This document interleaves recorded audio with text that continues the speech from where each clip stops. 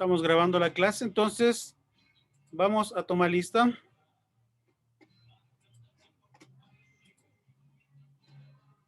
A ver, chicos, entonces pongan atención un ratito. La María Isabel Aguirre. Presente, Doc. Buenas tardes. La Lisette Magali. Buenas noches, doctor presente. El Wagner Rogelio.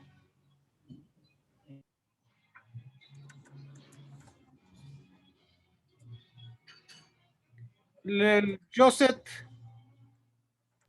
Aquí presente. El Clever. El Jimmy. La Mayrita, sí está. La Priscila. La Priscila tampoco. Ya. La Karina, sí la vi por aquí. El Diego Alejandro. Sí estoy. Listo. El Cristian Javier. Presente, doctor. Buenas noches. La Isabelita. Buenas noches, doctor presente. ¿Alguien ingresó ahorita, tal vez?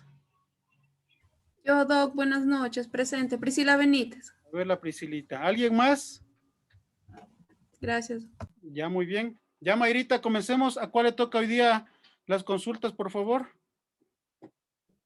Ya, doc. Maniobras para palpar tiroides. Ya Le listo. toca a Isa. Ya vamos. A ver, entonces sigamos.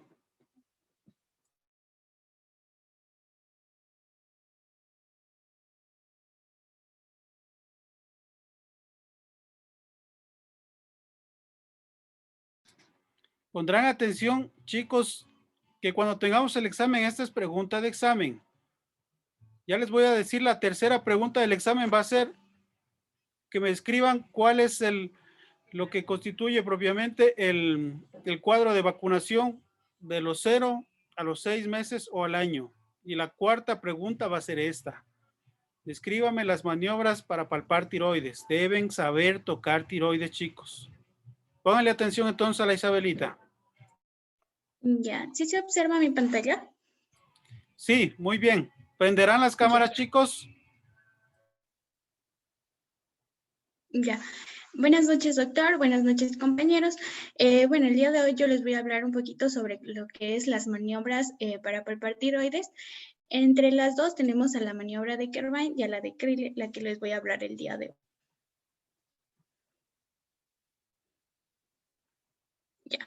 Primeramente debemos recordar pues que la palpación dentro de la palpación de la glándula tiroides es importante que debemos tener como concepto básico, debemos recordar la forma, el tamaño, pero aparte de eso debemos tener en cuenta que dentro de la palpación de la tiroides también vamos a tomar en cuenta lo que es su consistencia y la sensibilidad. Algo muy importante al momento de palpar la tiroides es que al realizar estas maniobras no se va a producir un dolor, pero sí puede el paciente referirnos una ligera molestia, ya que la presencia de un dolor acentuado va a ser algo anormal. Entonces, vamos a tener nuestra primera maniobra, que es la maniobra de Kervin. Esta la vamos a realizar colocándonos primeramente, el médico se va a colocar en la parte de atrás del paciente y vamos a colocar la paciente va a estar sentada con el cuello ligeramente flexionado. Esto con la finalidad de relajar los músculos. Luego de ello, el doctor, el examinador, va a rodear el cuello de la paciente, como lo podemos observar en la imagen, con ambas manos, logrando que nuestros pulgares vayan a descansar sobre lo que es la nuca, y los otros 4 deditos restantes los vamos a colocar a los lados del lóbulo de la tiroides, a cada uno de los lados. Al colocar esto, vamos a tener cuidado de colocar como tercer paso ligeramente los pulplejos de nuestros dedos, el índice y el dedo medio por debajo de lo que va a ser el cartílago cricoides. ¿Esto con qué finalidad se lo hace? Con la finalidad de poder palpar lo que es el área del istmo de la tiroides, y una vez que hemos localizado y palpado el istmo, luego le vamos a pedir a la paciente que pase saliva o que pase un sorbito de agua para poder, y con esto vamos a poder evidenciar el movimiento que realiza el istmo. Y así también con esto, al pedirle a la paciente que pase saliva o agüita, vamos a poder palpar mejor la consistencia de lo que es la tiroides. Una vez que hemos realizado estos dos pasos que serían las maniobras de Carvine, también nos decía que como un abordaje posterior le podemos pedir a nuestra paciente que incline ligeramente su cabecita hacia el lado izquierdo primeramente para palpar lo que es el lóbulo derecho. En este caso vamos a utilizar el lado opuesto, nuestros deditos del lado opuesto para poder hacer presión y así poder palpar el lóbulo en el cual le pedimos a la paciente que incline la cabecita. Y así vamos a pedirle, cuando realizamos esta maniobra, que pase saliva para poder sentir lo que son los lóbulos. Y esta maniobra la vamos a repetir, pero en el lado contrario, para poder palpar el lóbulo del lado opuesto. Ya, ahora en lo que respecta a la maniobra de Crilley, bueno, esta va a ser una maniobra monomanual, es decir, vamos a utilizar pues solo una manito. En este caso, el examinador se va a parar al frente de la persona que se le va a realizar la exploración. En este caso, nuestro paciente va a estar relajado, sentado igualmente relajado, pero con una ligera extensión. Esto con la finalidad de que nos ayude a exponer mejor lo que viene a ser la glándula para el momento de la palpación. En este caso, vamos a colocar lo que son el dedo pulgar, él va a ser el que va a palpar, lo colocamos a nivel de lo que es la glándula tiroides, de frente a nuestro sujeto examinado, y vamos a ir palpando con una ligera presión. También existe una variante, lo que es la maniobra de la Hay para palpar la tiroides. En este caso utilizaremos nuestras dos manitos. Con el pulgar de una mano empujamos de un lado, y con el otro utilizamos los otros 4 dedos para poder palpar lo que es nuestro lóbulo de la tiroides. Primero de un lado y luego aplicamos la presión del otro lado con la finalidad de poder palpar ambos lóbulos. Esto, como ya lo dije, pues nuestra glándula tiroides va a tener una consistencia suave, similar a una goma, y por lo tanto, en el caso de que palpemos un nódulo o una masita dura, esto va a ser algo anormal. Les he traído unos pequeños videos cortitos sobre las maniobras. Me avisan, por favor, si se escucha.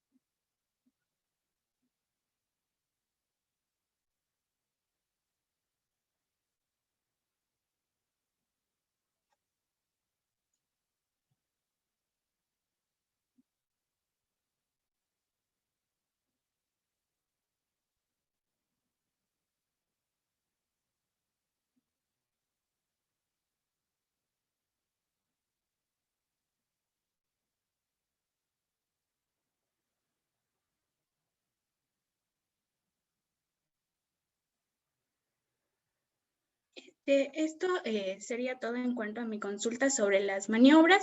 Muchas gracias. Muy bien, excelente. Subirá por favor al Classroom. Ya. ¿Fácil o difícil, chicos? A ver, mi querido amigo Cristian, ¿fácil o difícil te pareció lo que explicó la compañera? Fácil, sería fácil la palpación, pero se aprendería, o sea, con la práctica se nos haría más. El viernes que tenemos la presencial, ahí vamos a aprender, chicos, vamos a hacer La Isabelita ahí Ya. tiene que hacerlos. Entonces, vamos a ir mejorando, chicos. ¿Cuánto se demora palpar una tiroides? Ni 30 segundos, ni un minuto se demora palpar una tiroides. Déjenme decirle que tenemos pacientes, los cuales lastimosamente terminan en un TIRATS grado 4, grado 5, grado 6, gravísimos, que los pacientes ya tienen una tasa de malignidad, su nódulo que sobrepasa el 56%. Entonces, chicos, mucho ojo. ¿Culpa de quién es? ¿Del paciente o del médico que no se toma un minuto para poder palpar la tiroides? Como les dije, el palpar la tiroides en adolescentes o en personas adultas, jóvenes que se llaman hasta los 24 años, pues tiende a ser trascendental, porque un proceso de un nódulo tiroideo a estas edades es muy grave. Desarrolla muy rápidamente un cáncer de tipo folicular y el paciente fallece, compañeros. La importancia de tocar tiroides, chicos. A los adultos mayores que tienen diabetes, presión o hipertiroidismo, toquen tiroides, chicos. Créanme que lastimosamente hemos tenido pacientes que nos han fallecido, otros que se ha valorado y se ha determinado hasta un TIRAS 4, se han salvado. Cirugías fáciles de hacer, pero que únicamente realizando este tipo de maniobras se puede conseguir. A ver, sigamos por favor, Mayrita. ¿Con quién le toca exponer el día de hoy? Creo que nos tocaba salud o enfermedad. Sí, a mí, Le Doc. toca a Isa. Ujú, Entonces, Marisa. ¿quién nos expuso? Ahorita la Isabelita nos expuso, ¿no es cierto?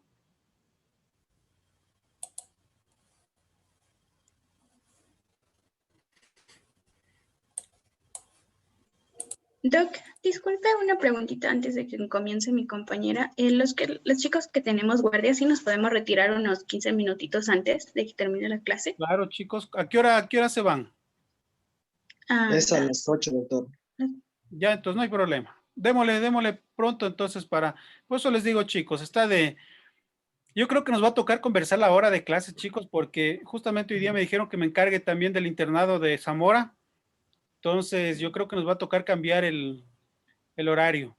Entonces, hoy día tuve la reunión con la doctora Tania, voy a esperar a ver qué me dice hasta mañana.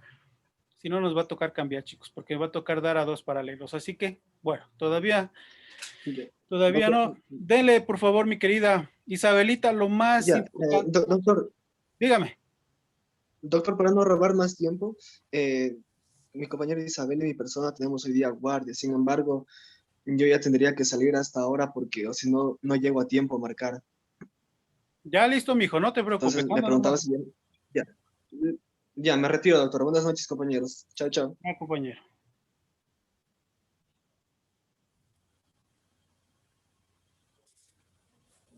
Ya. Ya, sigamos, Isabelita. Buenas noches, doctor. Buenas noches, compañeros. ¿Sí se me escucha? Sí, fuerte y claro. Ya. El día de hoy vamos a seguir con la temática de salud y enfermedad. Primero vamos a abarcar el concepto de qué es salud. Entonces, tenemos que a lo largo de la historia han habido algunas modificaciones sobre el concepto de salud, ya que anteriormente únicamente se determinaba que era la ausencia de afecciones o enfermedades. Pero fue hasta 1948 cuando ya se dio el último consenso en que la Organización Mundial de la Salud determinó que la salud hace referencia al estado de completo bienestar físico, mental y social, y no solamente la ausencia de afecciones o enfermedades. Esto quiere decir pues que no solo toma en cuenta el buen estado físico o fisiológico de una persona, sino también cómo los aspectos psicológicos y la influencia del entorno tanto socioeconómico, familiar, laboral y emocional afectan sobre la salud de las personas. Para esto también tenemos que tener en cuenta los determinantes de salud. En cuanto al estilo de vida, bueno, eso se va a definir en 4. Estilo de vida, la biología humana, la asistencia sanitaria y el medio ambiente. Con respecto al estilo de vida, hace referencia a cómo los hábitos que tenemos en nuestra vida cotidiana influyen en nuestra salud. Dentro de estos podemos abarcar, por ejemplo, cómo nos alimentamos, si hacemos una actividad física, el consumo de drogas, de alcohol, de tabaco, etc. Con respecto a la biología humana, también nos va a indicar cómo la biología propia de nuestro organismo va a afectar a nuestra salud. Esto tiene que ver sobre todo a la edad, la genética, que como conocemos son factores no modificables. Con respecto al medio ambiente, va a hacer referencia cómo el medio ambiente afecta a nuestra salud. Por ejemplo, la presencia de organismos infecciosos, la contaminación en el ambiente o el clima en donde nos desarrollamos. Y la asistencia sanitaria hace referencia a cómo el sistema de salud y los medios sanitarios que se disponen en un lugar influyen en nuestra salud. Como por ejemplo, tenemos el claro ejemplo ahora del acceso a los medicamentos, que si bien es cierto en los centros de salud no se cuenta con medicamentos básicos o del cuadro básico de salud, por ende, las personas que no tienen las posibilidades de adquirir en el medio privado, también su salud se verá afectada. Asimismo, estos 4 determinantes de salud tenemos que van a tener una diferente proporción de mortalidad y de gastos, siendo el estilo de vida el que genera una mayor proporción de mortalidad y la asistencia sanitaria la mayor proporción de gastos. Una vez que hemos abarcado el concepto de salud, vamos a enfocarnos en el concepto de enfermedad.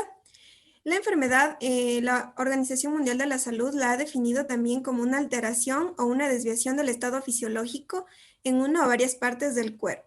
Por lo general, por causas conocidas, manifestada por síntomas y signos característicos, cuya evolución va a ser más o menos previsible. Para eso también tenemos que conocer la historia natural de la enfermedad, que va a hacer referencia a la evolución que sigue la enfermedad en ausencia de una intervención. En esto se van a distinguir 2 periodos, el periodo prepatogénico y el periodo patogénico. Es importante determinar estos 2 periodos porque va a ser en el periodo prepatogénico, como veremos posteriormente, donde nosotros podemos actuar desde el primer nivel de atención, es decir, realizar prevención primaria. El periodo prepatogénico va a hacer referencia al momento en que las causas de la enfermedad, ya sea ambientales de la persona, es decir, abarcando los determinantes de salud que vimos anteriormente, actúan hasta iniciar el proceso de enfermedad. En cambio, el periodo patogénico va a constar de 2 fases. La fase de latencia, que también la conocemos por lo general como subclínica, que va a ser en la etapa en la cual las enfermedades no se detectan clínicamente. Y la etapa de evidencia clínica en donde ya los síntomas sobrepasan el umbral de detección y bueno, se va a hacer aparente la enfermedad. Por lo general, la enfermedad puede terminar en esta fase, ya sea si la hemos tratado con la curación, con una cronificación o con el desenlace peor que sería la muerte. Para eso también he traído este gráfico aquí. Entonces, antes de la enfermedad vamos a necesitar de la interacción del agente, del huésped y del ambiente para que se dé el proceso de enfermedad. Entonces, por eso les mencionaba que en el periodo prepatogénico es donde nosotros como primer nivel de atención es donde debemos actuar.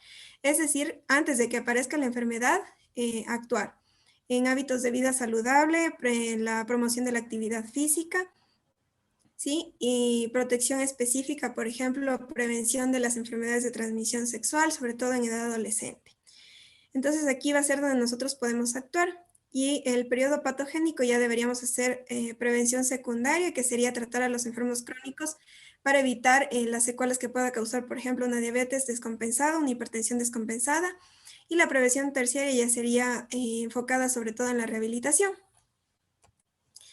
Con respecto a la etiología de las enfermedades, se van a clasificar como no infecciosas e infecciosas. Con respecto a las infecciosas, estas sobre todo se van a deber a la invasión de algún microorganismo patógeno, que en este caso pueden ser virus, bacterias, hongos o incluso parásitos. Entonces, se van a distinguir aquí 2 tipos de transmisión al pasar estas enfermedades infecciosas de una persona a otra, dentro de las cuales vamos a distinguir 2. La de tipo directo, que va a ser sobre todo por contacto físico, saliva, sangre u otros fluidos. Y la de tipo indirecto, sobre todo a través de un vector de transmisión, que puede ser el aire, el agua o también ciertos animales, como conocemos los mosquitos, los Aedes aegypti, que van a actuar como vehículos de transmisión, facilitando la transmisión del patógeno. Con respecto a las enfermedades no infecciosas, estas en cambio, a diferencia de las anteriores, no van a estar vinculadas a microorganismos patógenos, sino que se ven a deber a otras causas. Y dentro de estas podemos distinguir aquellas relacionadas con factores biológicos, factores ambientales y el estilo de vida. Es decir, los determinantes que actuaban en la salud, como vimos anteriormente. Aquellas relacionadas con los factores biológicos tenemos la edad, porque por ejemplo, por el mismo proceso degenerativo se pueden dar enfermedades como la artrosis. La genética, enfermedades ya determinadas por la genética o debidas a fallos genéticos, como por ejemplo la hemofilia. Tenemos también enfermedades congénitas que ya vienen incluso antes del parto, o trastornos inmunitarios como por ejemplo artritis reumatoide, lupus eritematoso sistémico. Es decir, en donde el sistema inmunitario falla y los propios anticuerpos del organismo atacan al mismo. Con respecto a los factores ambientales relacionados, las no infecciosas relacionadas con factores ambientales, tenemos por ejemplo la exposición a radiaciones, que esta sí es de una manera exagerada, puede provocar algún tipo de cáncer, exposición frecuente a ruidos o exposición a contaminantes del aire, del agua o incluso en los alimentos, que bueno, va a provocar daños en distintas partes de nuestro organismo. Las relacionadas con el estilo de vida van a constituir sobre todo aquellas relacionadas con el trabajo, con el tráfico, también aquellas relacionadas con el consumo de drogas, alcohol, como ya les había mencionado, una mala alimentación o un estilo de vida sedentario. Entonces, ¿cómo vamos a combatir estas enfermedades? Para esto vamos a tener básicamente 3 herramientas que son el sistema inmunitario, el sistema linfático y también el sistema o intervención sanitaria. Dentro del sistema inmunitario tenemos que este va a constituir el conjunto de órganos, tejidos y células que van a estar encargadas de la defensa de nuestro organismo contra las enfermedades.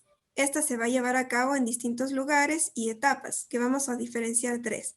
La barrera primaria, inmunidad inespecífica o innata, y la inmunidad específica o adaptativa. Con respecto a la barrera primaria, esta va a ser la primera barrera en la cual los patógenos antes de entrar con la que se topan los patógenos antes de invadir el cuerpo. Por ejemplo, podemos identificar una barrera física, que el claro ejemplo es la piel y los epitelios, que van a suponer una barrera física para evitar la entrada de los patógenos. La química, las componentes o enzimas que igual existen en los epitelios, y la biológica, las bacterias simbióticas que también tenemos en nuestro organismo que nos protegen de otros patógenos.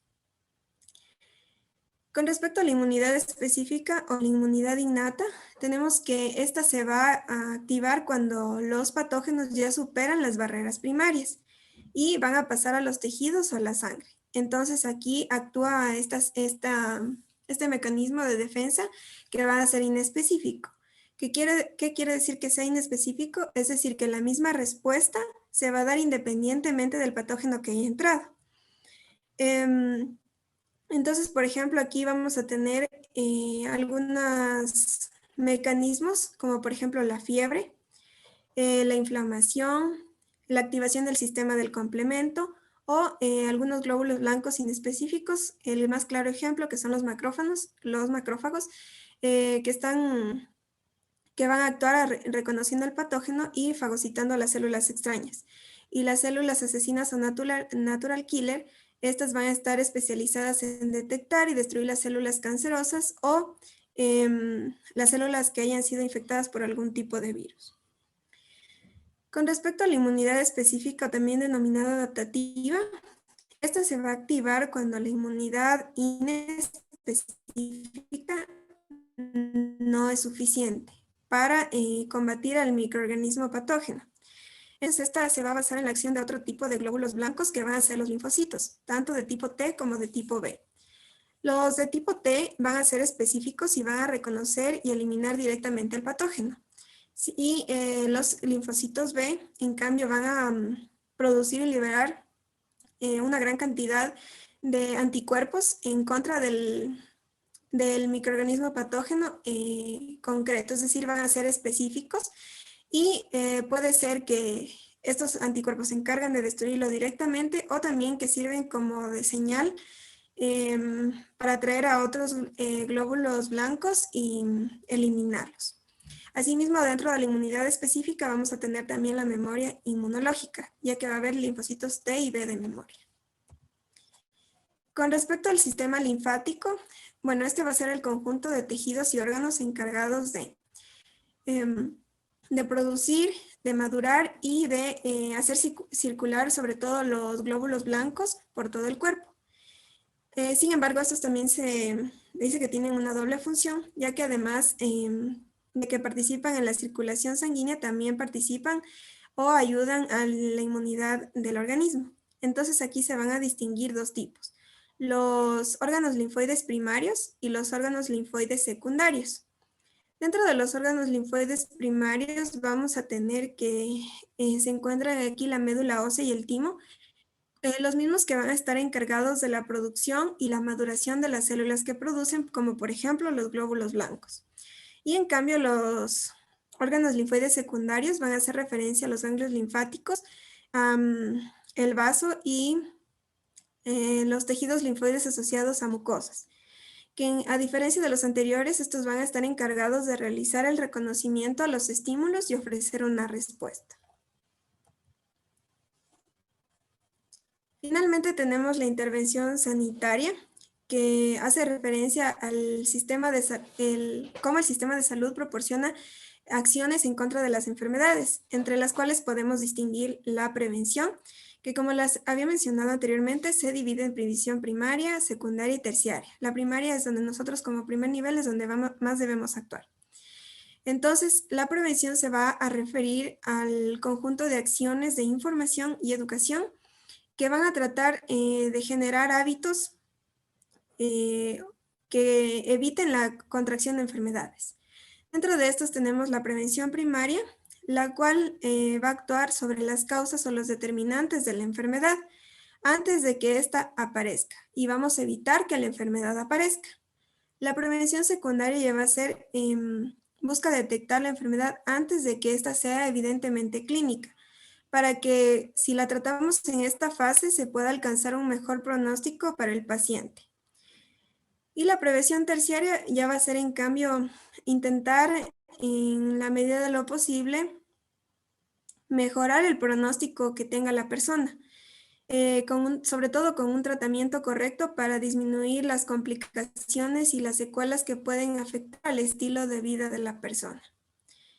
Dentro de estas también debemos tener en cuenta que hay que realizar un abordaje multidisciplinar. Con respecto al diagnóstico, bueno, este va a ser el conjunto de técnicas destinadas a conocer el tipo y origen de alguna enfermedad. Sobre todo aquí hacer énfasis en la anamnesis, el examen físico, es decir, realizar un correcto análisis clínico acompañado de los exámenes complementarios.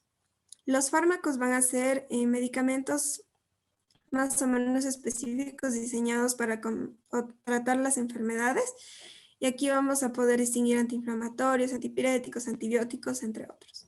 Las terapias físicas van a ser tratamientos alternativos o complementarios a los fármacos para tratar una enfermedad. Aquí, por ejemplo, tenemos el claro ejemplo de la fisioterapia. Y finalmente las vacunas, que bueno, van a ser tratamientos sobre todo de tipo preventivo, que va a consistir básicamente en introducir ya sea el virus atenuado o una partícula, por ejemplo, de ARN mensajero, para que el propio sistema inmunitario desarrolle los anticuerpos específicos contra ese tipo de microorganismo patógeno. Y esto permitirá, cuando el patógeno quiere entrar al microorganismo, que lo ataque y se elimine. Eso sería todo. Muchas gracias. Muy bien. Excelente exposición, muy bonito. Muy claro, sobre todo, chicos. Hablar de salud y enfermedad nos indica abordar muchos enfoques. A ver, la Lisset. Usted, mi querida Lisset, ¿usted cómo piensa que ha habido o no ha habido disminución de lo que es los casos de enfermedades y de mortalidad en los últimos 5 años, tal vez? Desde su punto de vista nomás.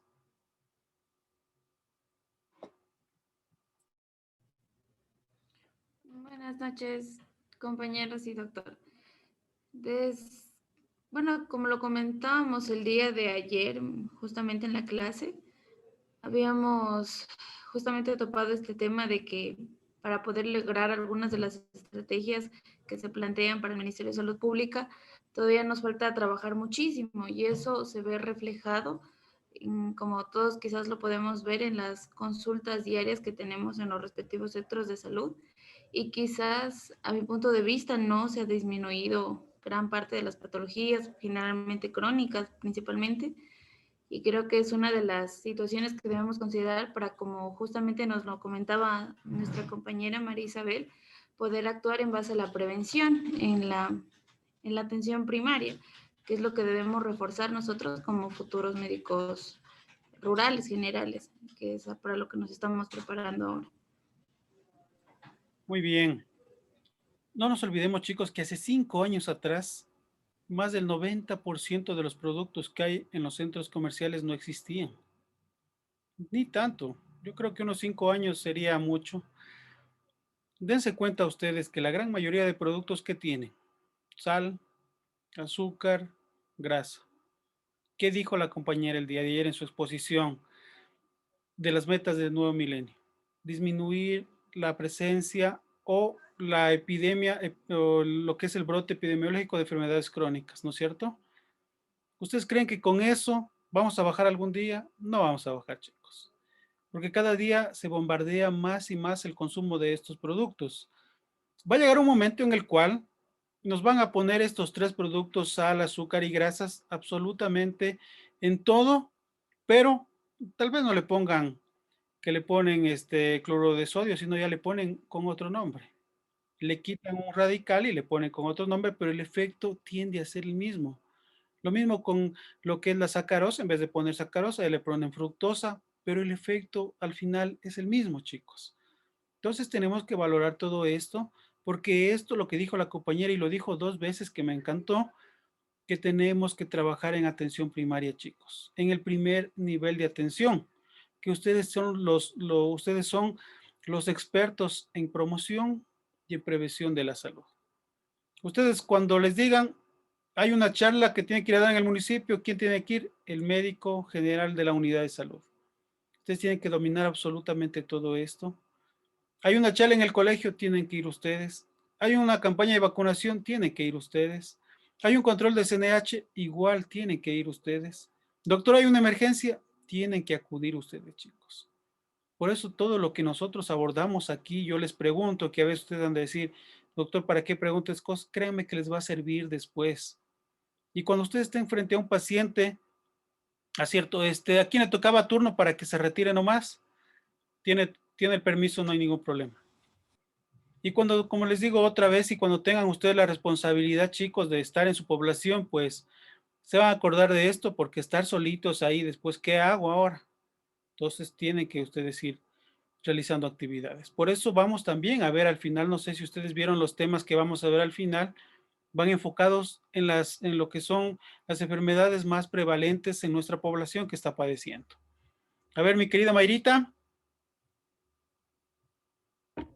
Aquí estoy, Doc. ¿Sí se me escucha?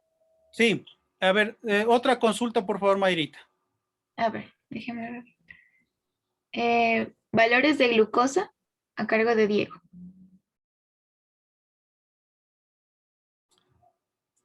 Sigamos, por favor, entonces el Diego. A ver, entonces nos dio la hoy día la Isabelita, sino que hay 3 Isabeles hoy en este grupo, por primera vez me doy cuenta. ¿Cuál nos dio la charla, la consulta hoy día, Mayrita? La consulta. La consulta la dio Isa, Ventura Isa Tocha. Y Y ahorita. la exposición la dio María Isabel Aguirre. Sí, ella ya está anotada. Ahorita Diego. ¿Está Diego tal vez? ¿Él no fue el que se fue a la guardia? No, Doc, sí estoy. Ahorita estoy intentando conectarme a mi computadora para conectar el Zoom. Ya, conéctate, mijo. ¿Alguien más después, Mayrita, después del Diego? Sí, está Joseph, pero él es el que se fue a la guardia. Esperanza de vida. Ya, ¿y alguien más o hasta ahí nos quedamos? También está el compañero Jimmy con brazo dominante y presión de pulso. Ya, a ver, el Jimmy entonces. Doctor, yo también me voy a esperar para conectarme a la computadora, por favor. Ya, conéctate. Estoy... A ver, rapidito. Ya sabían que cuando O tenemos si, clases o podríamos... si le puedo decir así normal, sin diapositivas. No, no, tienes que dar con diapositivas, compañero. Así fue, Ya, digamos. ya, doctor. Cualquiera de los dos, o el Diego o tú. ¿Alguien más, Mayrita, tal vez después? No, Doc, ya no tengo anotado a nadie más. Ya listo. Entonces tenemos dos más. Listo. Doc, Dime, compañero. yo quería pedirle disculpas porque me conecté un poquito tarde y también ando con problemas en esta computadora para activar la cámara. A ver, déjame verte ahorita.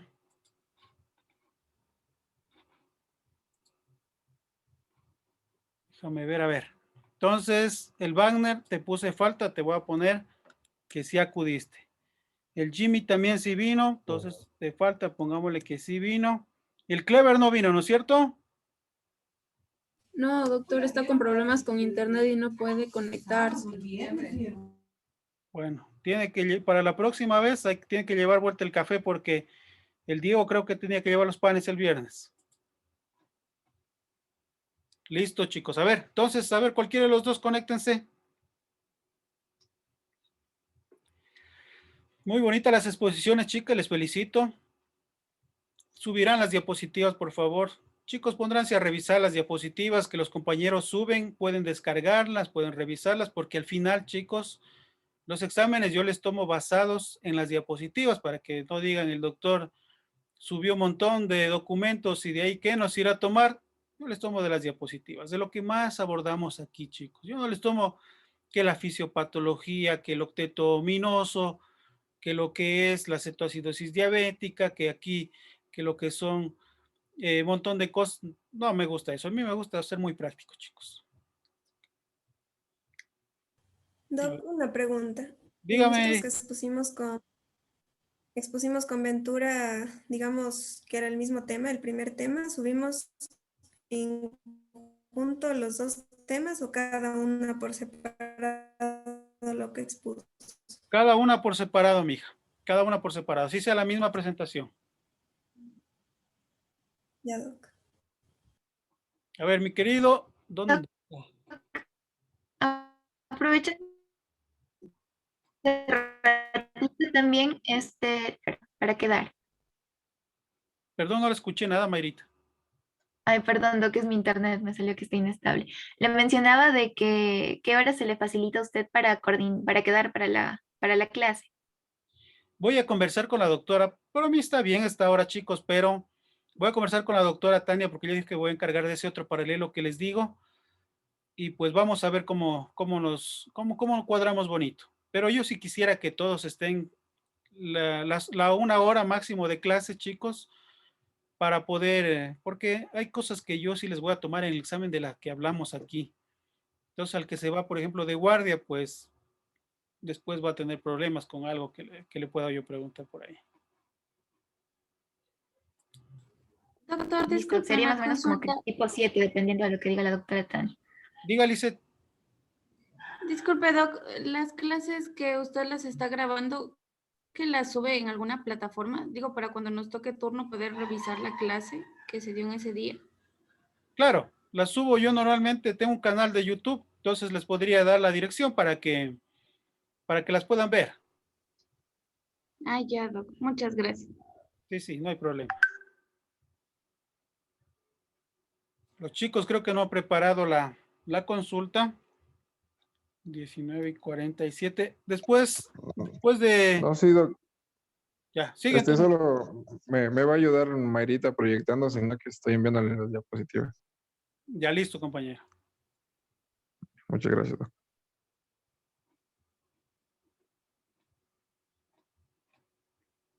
A ver, mi querida Priscilita. La veo bien concentrada a usted. Es de las que más queda viendo las clases. A ver, Priscilita. Si usted tuviera un paciente en este momento, digamos que yo fuera su paciente, usted me hizo los exámenes y determinó que yo soy un paciente diabético, hipertenso, o que ya tengo por ahí algún problema un poco más serio. ¿Usted cómo me daría una mala noticia a mí? ¿Cómo me diría, sabe qué? Señor Álvaro, usted es diabético, va a tomar una tableta todos los días de aquí de por vida. ¿Cómo me diría usted? ¿Cómo me abordaría, Priscilita? Porque esto va a tener usted todito los días en su consulta. Bueno, primero le indicaría que pues en su salud se han encontrado algunos problemas y que está con unos valores elevados, por ejemplo, de glucosa, y que eso va a causar problemas en el resto de su vida cotidiana si es que no se lo controla a tiempo. Entonces, por ejemplo, le podemos decir que ha llegado un momento, o sea que en este momento, a partir de este momento de la consulta, le vamos a empezar a controlar para que pueda mejorar su estilo de vida y que pueda también adaptarse a un nuevo estilo que le va a ayudar a tener una vida más saludable. Entonces ahí le podríamos ir indicando cómo lo iríamos a controlar, qué es lo que le haríamos, por ejemplo, cómo le daríamos la medicación. Le diríamos también que tiene que controlar o mantener un estilo de vida saludable. ¿Y qué implica esto? El realizar ejercicio físico, el poder tener una alimentación adecuada y balanceada. Eso creo, algo así.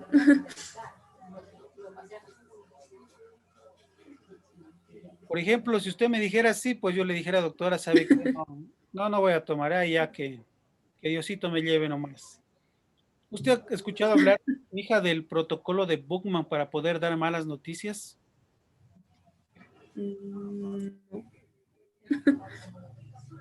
¿No, Priscilita? El protocolo de, no. ¿El protocolo de qué? El protocolo de Bookman o de Bachman, dicen algunos, para poder dar malas noticias. No. 5 pasitos muy bonitos y muy fáciles que ustedes deben tener a la mano para poder dar. Entonces, usted, mi querida Priscilita, mañana en unas 3 diapositivas o en una diapositiva cada paso, tranquilamente nos explica cómo dar malas noticias, para que conozcamos ese parámetro muy importante. Mayrita, anótele, por favor. Ya, doctor. Mi querido amigo Wagner.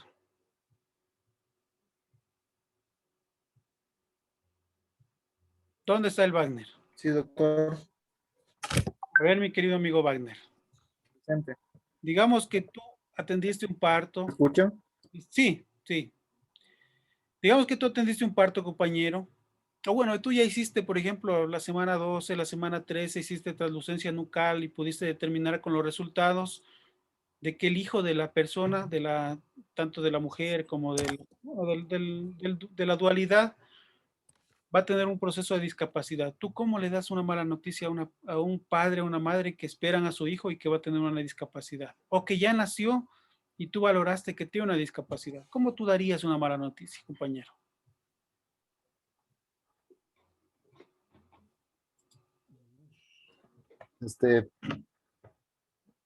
Si fue durante el periodo del parto, debería de informarle a la mamá. Durante el periodo, perdón, del embarazo, informarle a la mamá la presencia de estas manifestaciones que tiene el producto. Y decirle, tal vez puede ser por un problema, digamos, de falta de controles, tal vez durante el embarazo actuó la mamá de una mal manera, decirle que su niño va a tener esa discapacidad y que debe de saber lidiar con esa persona durante toda la vida.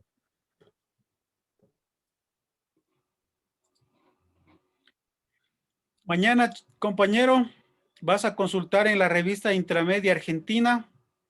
Hay un artículo muy bonito de cómo dar malas noticias en diagnóstico de discapacidad, compañero. Muy claro, muy conciso y muy bonito para que tengan eso presente también. Eso también constituye la promoción y la prevención de la salud. Lo escribió un médico lojano, un médico familiar buenazo de aquí de Loja, así que pilas ahí, anotarás.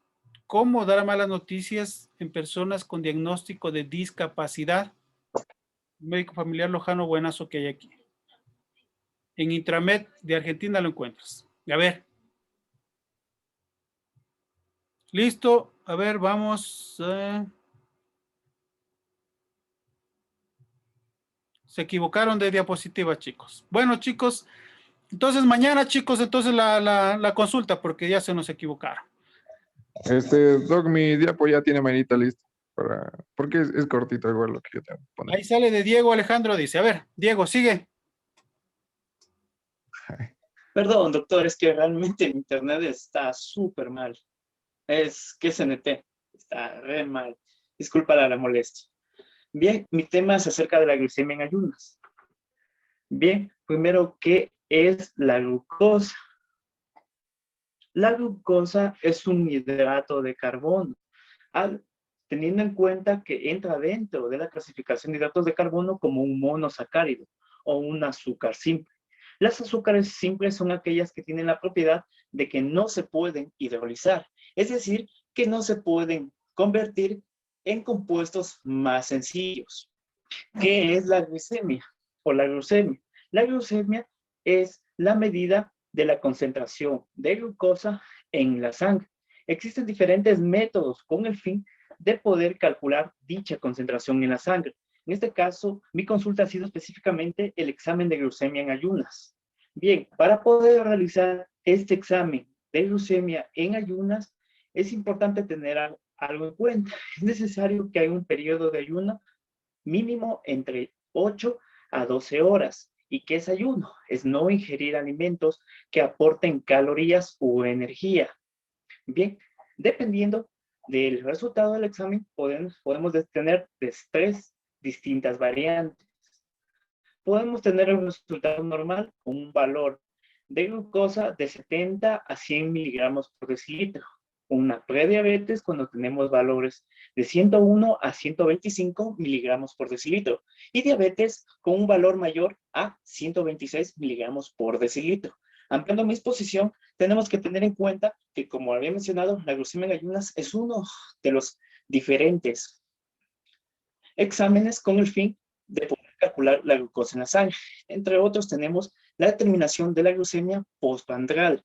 En este caso, también puede llamarse este examen como determinación de la glucemia o de tolerancia a la glucemia.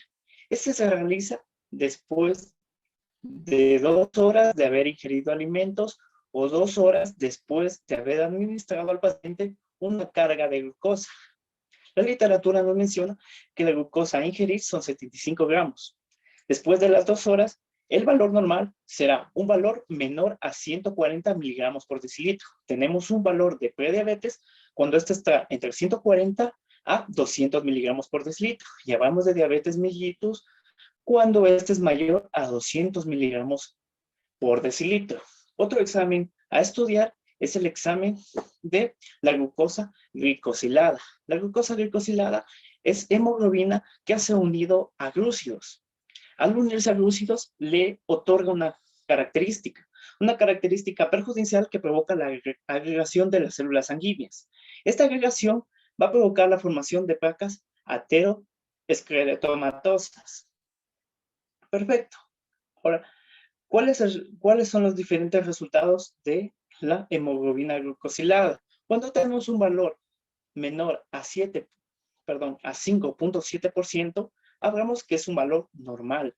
Cuando encontramos un valor entre 5.7 a 6.5, hablamos de prediabetes. Y cuando el valor está superior a 6.5%, hablamos de diabetes mellitus. Bien, esto ha sido correspondiente a lo que serían las concentraciones de glucosa en la sangre, dependiendo de los diferentes exámenes de glucosa. Disculparás que si se me atrabó un poco la pantalla, es que realmente está súper mal mi internet. Listo, compañero. Eso es pregunta de examen. Ojo, pregunta de examen. Yo les voy a poner cuándo es normal, cuándo es prediabetes y cuándo es diabetes en los 3 valores que dijo el compañero. Glucosa al azar. Bueno, yo normalmente manejo 4. Glucosa al azar, glucosa en ayunas, la postprandial y lo que es la hemoglobina glicosilada. Me imagino que el compañero ya de completar la diapositiva con lo que dijo, pero es pregunta de examen eso, chicos, porque eso van a ver todito los días y tienen que recitarlo como el Padre Nuestro. A ver, Jimmy. Ya. ¿Me ayudas, Mayrita, por favor?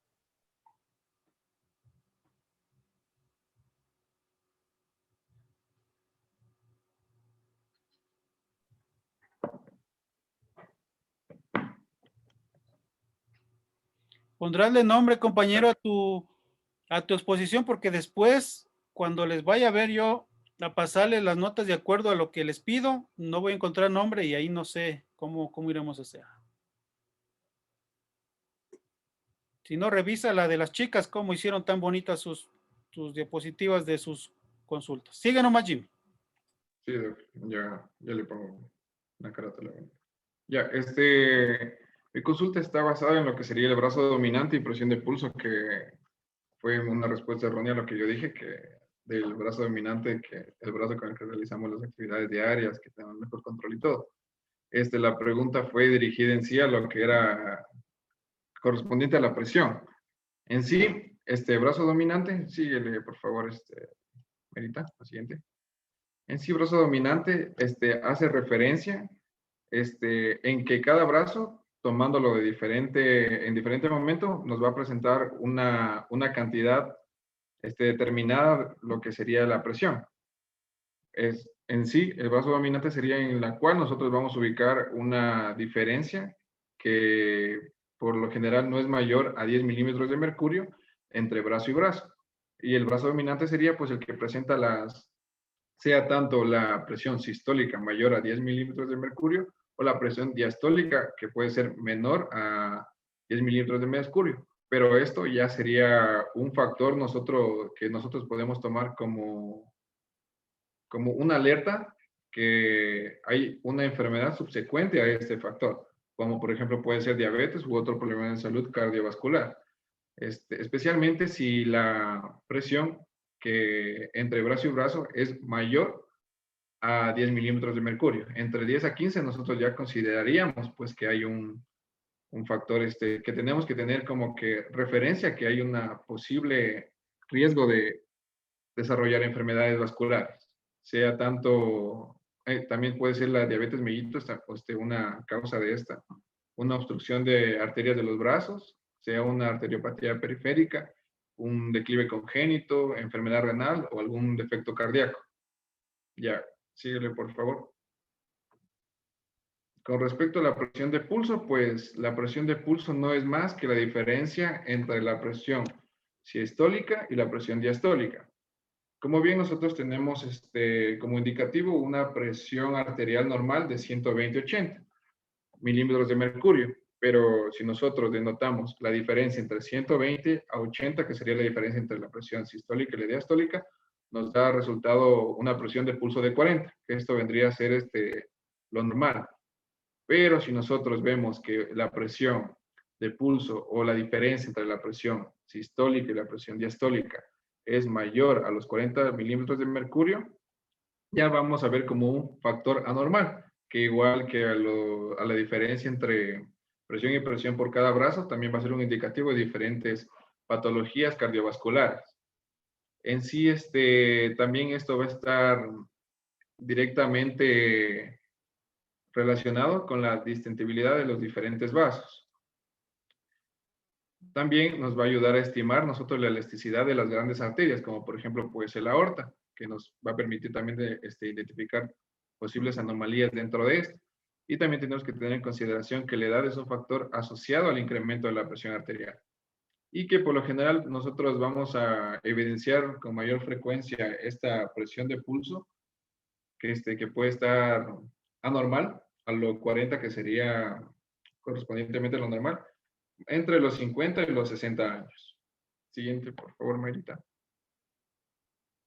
Ya, aquí he colocado un cuadrito en el cual nosotros nos vamos a dirigir para nosotros categorizar los diferentes cuadros de hipertensión, ubicándonos entre la diferencia de la presión sistólica y la presión diastólica. Como por ejemplo aquí tenemos lo normal, que sería menor a 120 mililitros de mercurio en la presión sistólica y menor a 80 la presión diastólica. Y la diferencia entre 120 y 80 pues sería 40, que es lo normal o lo que está decretado como normal. Una prehipertensión sería una presión sistólica entre 120 a 139 y una presión diastólica de 80 a 89, que nos va a dar una presión de pulso mayor a 40, que sería entre 40 y 50. Y ya una hipertensión de grado 1 sería una presión de pulso de 50 a 60, que sería el restante o la diferencia de la presión sistólica y la presión diastólica. También tenemos una hipertensión de grado 2, que sería una presión de pulso ya 60 o de 60 a 70, y la presión de grado 3, la hipertensión de grado 3, perdón, que sería ya una hipertensión de mucho más cuidado, pues que sería una presión de pulso de 70 milímetros de mercurio. La siguiente, por favor. Y ya, doctor, es todo lo que encontré con respecto. A ver, mi querido Jimmy. Bueno, Sí, yo dígame. quería que me digas normalmente qué pasa cuando la presión de pulso se encuentra con una diferencia no mayor a 10, cuando es la diferencia de 30 y cuando es mayor a 50. Porque a partir de ahí, nosotros ya pensamos una arteropatía, un proceso de una estenosis o una falla en lo que es la toma o una falla del equipo. Porque, por ejemplo, el Clever hace Sí, claro, consulta conmigo. El Clever hace consulta conmigo. Yo le digo, ¿cuánto está la presión? 160, 110, doctor. ¿Cuál es la presión de pulso? Bueno, ya le expliqué ahorita. Le digo, ¿qué problema tiene el paciente? Tal problema, doctor. Entonces, mira, solo con ver eso, uno ya se adelanta a que el paciente puede padecer. Entonces, algo que me olvidaba de mencionar, que me recordó usted, doctor, que es muy importante que nosotros manejemos una técnica correcta y adecuada de la toma de presión, ya que si nosotros no estamos, o sea, no tenemos como que manejamos la maniobra de toma de presión de manera adecuada o no otorgamos resultados reales, igual no va a servir de nada esta diferencia, porque nos va igual a dar un resultado falso, se puede decir, que nos va a hacer falsas alertas. Por eso es muy importante que también desarrollemos una técnica adecuada de la toma de presión. Bueno, ahí van los 8 pasos de la presión arterial, eso ya le voy a preguntar a alguien más, pero para mañana, compañero, me completas la consulta. Tienes que darme los valores. ¿Qué pasa cuando la presión de pulso me indica de 0 a 10? ¿Qué pasa cuando la presión de pulso está hasta 30 y a 50? Porque eso es la pregunta de examen. Y eso está en cualquier bibliografía, compañero. Así que para mañana bien completo. Mayrita, anótele, por favor. Muchas gracias, chicos. Nos vemos el día de mañana, entonces. Yo ya les escribo para ver a qué hora nos podemos reunir. Que les vaya muy bien. Descansen entonces, chicos. Gracias, doctor. Hasta mañana.